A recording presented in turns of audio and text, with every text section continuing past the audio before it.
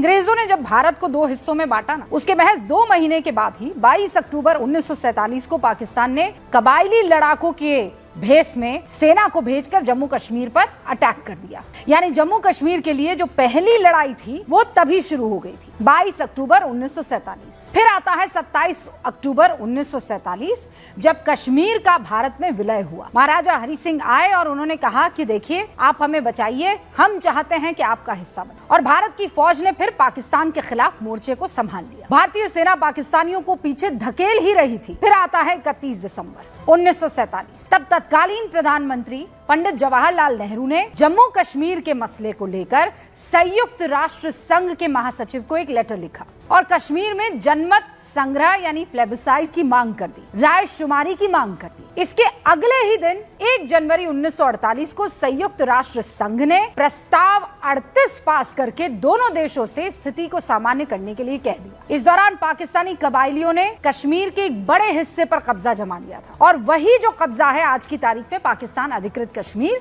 या पीओके कहलाता है। और आज पीएम जिस 1948 सीज़फायर का जिक्र कर रहे थे ना, उसको मेंशन किया गया है अलग अलग किताबों में। ऐसा ही बयान 6 दिसंबर 2023 को लोकसभा में गृह मंत्री अमित शाह ने भी दिया था। अमित शाह ने तो अपने बयान में ये तक कह दिया था कि अगर 3 दिन और सीज़फायर नहीं हुआ होता, पीएम खुद ये बात कह रहे थे, तो भारतीय सेना का कब्जा हो जाता। प्रधानमंत्री मोदी और अमित शाह जिस सीज़फायर का जिक्र कर रहे हैं, उसका संदर्भ असल में बहुत सारी किताबों में, जैसा मैंने आपको कहा है, महात्मा गांधी के पोते राजमोहन गांधी, उनकी एक किताब है पटेल अ लाइफ, उसमें उन्होंने लिखा है कि तत्कालीन गृह मंत्री सरदार पटेल कश्मीर पर सरकार के कई सारे फैसलों से सहमत नहीं थे और उन फैसलों में एक सीज़फायर था, एक जनमत संग्रह था। ये जो अलग अलग फैसले थे वो उनको बिल्कुल नागवार थे और इसके कारण कश्मीर का एक बड़ा हिस्सा पाकिस्तान के हाथों में चला गया। यही वो इतिहास है जिसका जिक्र आज प्रधानमंत्री नरेंद्र मोदी कर रहे थे। अब आप ये सवाल कर सकते हैं कि आज वर्तमान और भविष्य पर रहने की बजाय ये इतिहास के पन्नों को काहे पलटा जा रहा है। वो तस्वीर दोबारा चलाइए जरा, क्योंकि ये जो सवाल है ना, इस सवाल का जवाब उसी तस्वीर में छुपा हुआ है जो अब से कुछ सेकंड पहले आप देख रहे थे, जो कांग्रेस की तरफ से बार बार, ये देखिए, और ये तो लेटेस्ट है,